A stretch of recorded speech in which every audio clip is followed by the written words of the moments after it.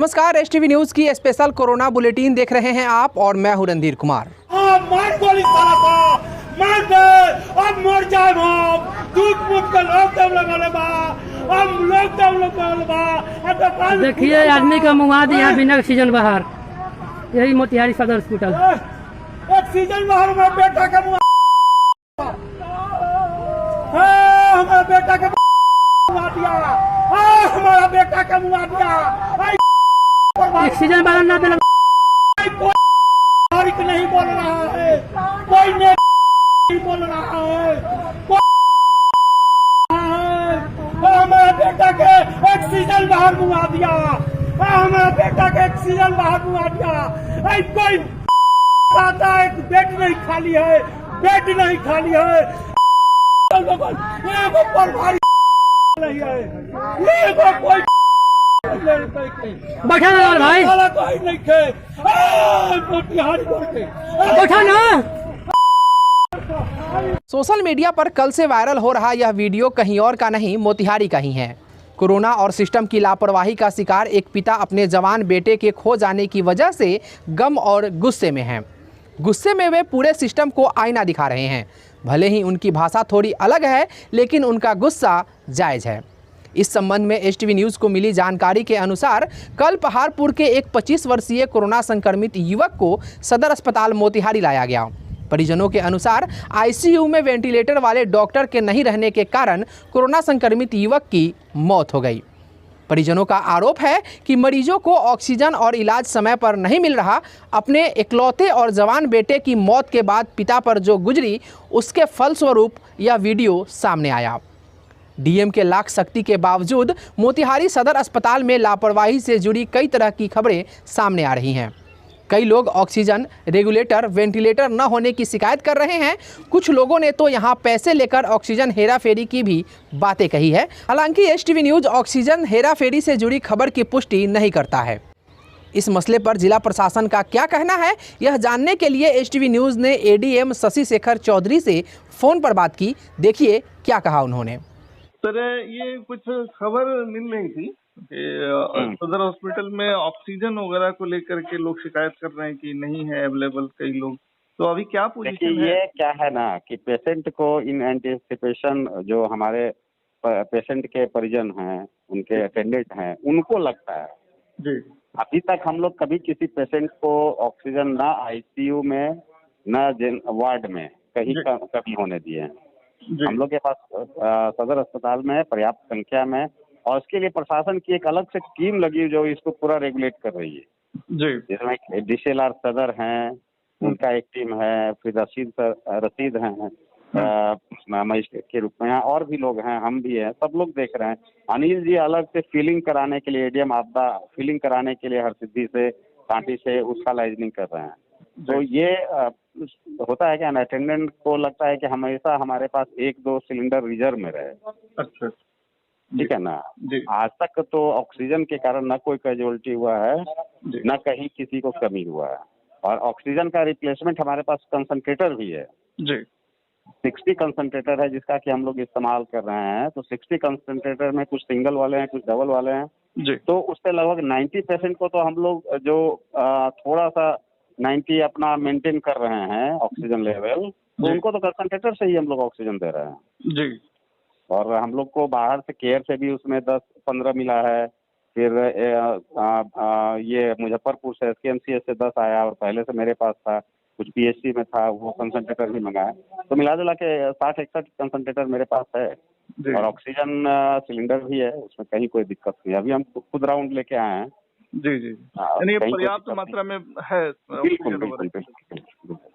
कल एक डेथ हुई है जी जी। तो एक वीडियो भी वायरल हो रहा है जिसमें एक बुजुर्ग आदमी है जो जिनके बेटे का डेथ हुआ है। उसमें हम यही कहेंगे कि अभी जो वो वीडियो वायरल हुआ हम भी देखे हैं जी। जो बाहर में गाड़ी में खड़ा होकर बोल रहे हैं कि बेटे का डेथ हो गया ऑक्सीजन नहीं मिलने के कारण।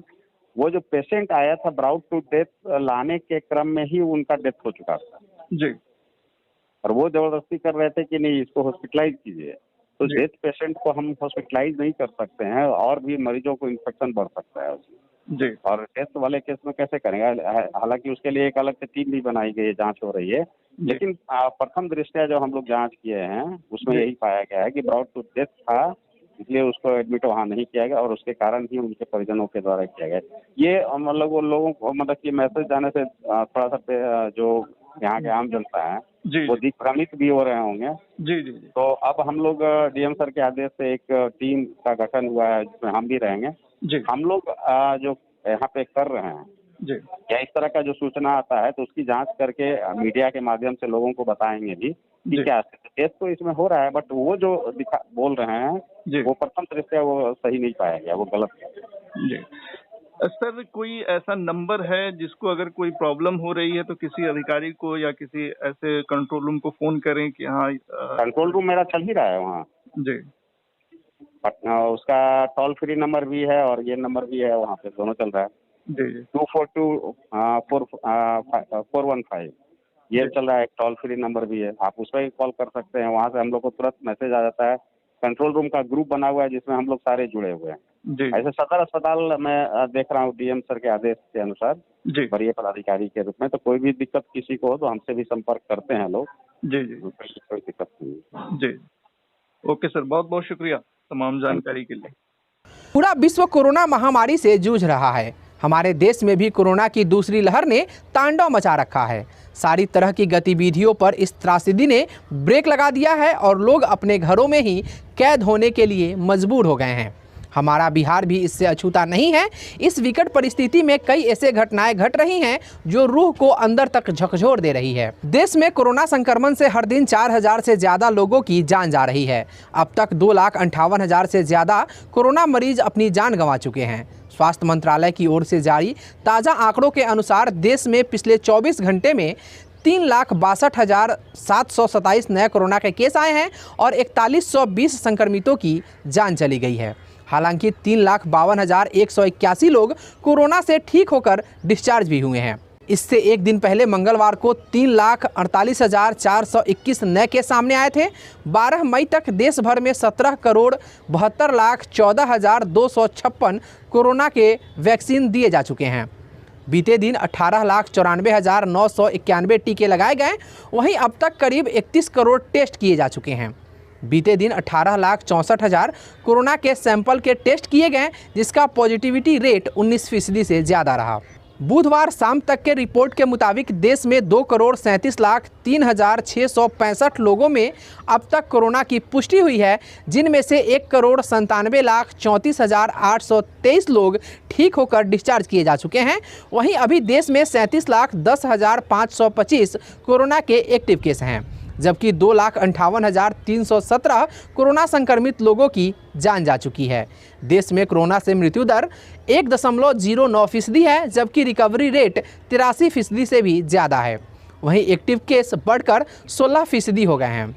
कोरोना के एक्टिव केस और कुल संक्रमितों की संख्या के मामले में विश्व में भारत दूसरे स्थान पर है, जबकि दुनिया में अमेरिका, ब्राज़ील के बाद सबसे ज़्यादा मौत भारत में हुई है। वहीं अगर बिहार की बात करूं तो बिहार में 23 दिनों के बाद राहत की खबर आई है। 23 दिनों के बाद प्रदेश में 10,000 से कम संक्रमित मरीज मिले हैं। बुधवार को आई रिपोर्ट के मुताबिक सूबे में 12,265 लोग स्वस्थ होकर डिस्चार्ज किए गए। इसके साथ ही एक्टिव केस की संख्या 1 लाख के नीचे आ गई है। राज्य में अब एक्टिव केस 99,623 रह गए हैं। गौरतलब है कि 20 अप्रैल से राज्य में कोरोना की दूसरी लहर का असर दिखना शुरू हुआ था और 20 अप्रैल को प्रदेश में पहली बार एक दिन में 10,455 नए संक्रमित मरीज मिले थे। बीते 14 महीने में कोरोना का राज्य में यह सबसे बड़ा आंकड़ा था। उसके बाद लगातार 10 मई तक संक्रमित लोगों की रफ्तार तेजी से बढ़ी। 2 मई को राज्य में एक दिन में 15,853 संक्रमित मरीज मिले थे। संक्रमितों के इस आंकड़े ने पूरे रिकॉर्ड को ध्वस्त कर दिया था, जिसके बाद 5 मई को सरकार ने प्रदेश में लॉकडाउन लगा दिया, जिसका असर अब दिखना शुरू हो गया है। पहले जहां 15,000 संक्रमित मिल रहे थे, अब बुधवार को घटकर 9863 पर पहुंच चुका है। हालांकि बीते 24 घंटे में कोरोना संक्रमण ने 74 और लोगों की जान जरूर ले ली है। स्वास्थ्य विभाग के अनुसार बीते 24 घंटे में 1,11,740 टेस्ट किए गए थे, जिनमें से 9863 संक्रमित मरीज मिले। वहीं पूर्वी चंपारण की अगर मैं बात करूं तो जिले में बुधवार की शाम आई रिपोर्ट के मुताबिक 3514 लोगों की कोरोना जांच में 127 कोरोना के नए संक्रमित मरीज मिले। वहीं कोविड केयर सेंटर में इलाज के क्रम में 4 मरीजों की मौत हो गई। होम आइसोलेशन में रहने वाले 269 व आइसोलेशन वार्ड के 6 संक्रमित सहित 275 संक्रमित पूरी तरह ठीक होकर डिस्चार्ज किए गए।